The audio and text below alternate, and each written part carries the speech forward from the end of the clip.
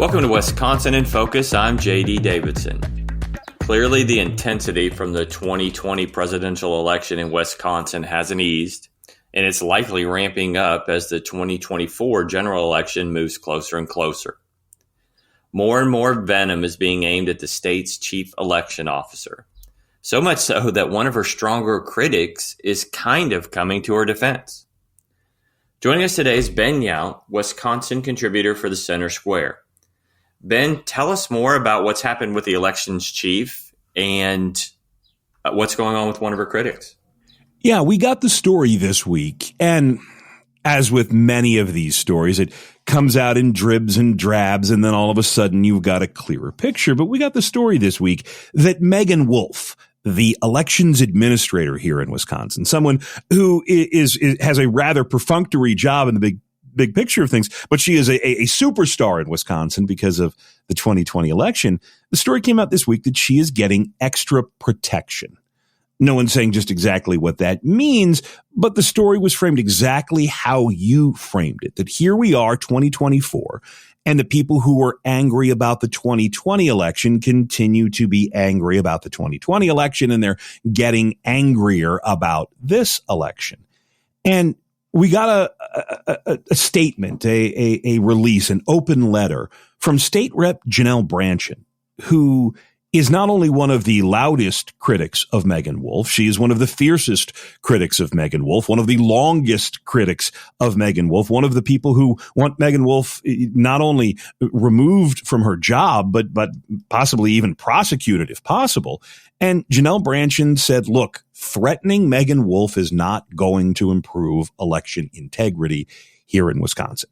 And it is one of these stories where it's not so much what she said, but that she is saying it is the headline. When Janel Brandtjen comes out and is the voice of reason on Meagan Wolfe and people being angry about election integrity in Wisconsin, you know something is upside down. You know that somebody somewhere is way too over the top when Janel Brandtjen is saying, hey, guy, you got to calm it down.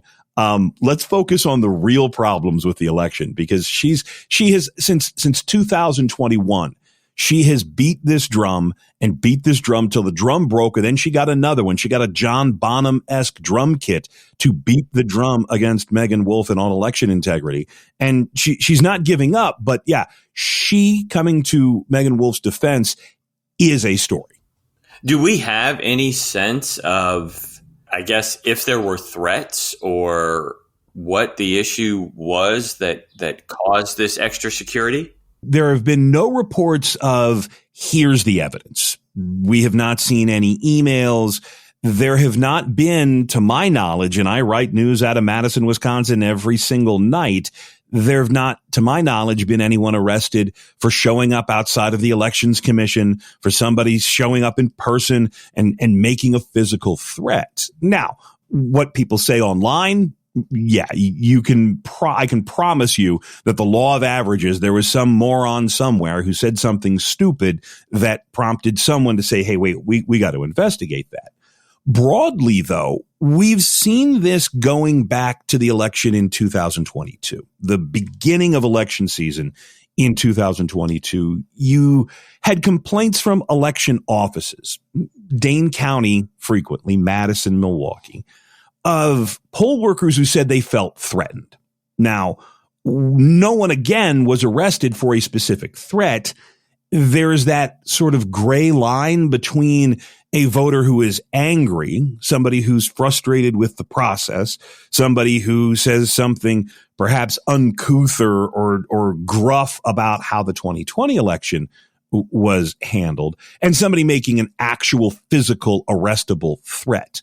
That's where the line is. Again, Madison's election office built itself a whole brand new headquarters so that they could sequester their people behind glass so that they don't have to worry about threats from voters. But how much of this is online talk? Most likely a lot of it. How much of it is a specific threat? We don't know. But you've spent time on Twitter. You've spent time on Facebook. You know what people say when you write something and send it out into the world and the comments that come back. So I would not doubt that somebody somewhere said something. But as far as evidence from the state patrol or evidence from police in Madison, we haven't seen anything specific. A couple of things here. One, it can be difficult. I mean, you have to take a threat seriously, even if it's online, because you don't know which one will actually do something and which one is just spouting off to spout off. And we've talked on this podcast before. I'm a high school baseball, football, and basketball official, and by God, I take every threat seriously. I can call balls and strikes, but I do not want to have to decide whether you are serious when you say kill the ump. But you do have to figure some things out. You do have to realize, are we just popping off or are we serious? And when you're talking about poll workers that are one day a year workers that aren't used to being challenged like that, yeah, I can see where it can get a little dicey. Yeah, the women who check my ID and hand me my ballot are generally grandma age, and they're very sweet ladies. And if somebody came into my polling place and started screaming about election integrity and these voting machines are hacked, that absolutely would be jarring. That absolutely would be enough to send somebody calling for. Now, my polling place just happens to be right next door to the police station. So if somebody did that, they would be snatched up and taken out very quickly. But this shows you where we are here in Wisconsin, that in the same sentences in which Janel Brandtjen said, don't threaten Meagan Wolfe, that's not going to do anything about election integrity. Let's focus on the real problems. She then immediately turned her venom towards Robin Vos and the Republican leaders. And remember, Brandtjen is an elected Republican state representative. She's been disinvited from the Republican caucus, but she's elected as a Republican.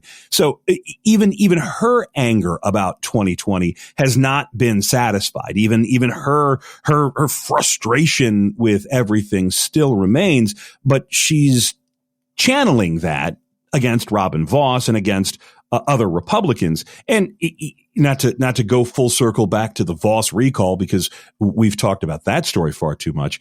That's the ostensible reason for the Vos recall, is the folks in Racine County who just don't like Robin Vos are trying to say, no, this is about election integrity and we need to do something in this state. So yeah, the anger over the 2020 election, the legacy of the 2020 election, as I refer to it, continues on to this day and is not going to end until after November 2024. There's no possible way that things get any better until November of 2024. Well, I don't mind us talking about elections. Hopefully we won't have to talk about this story again.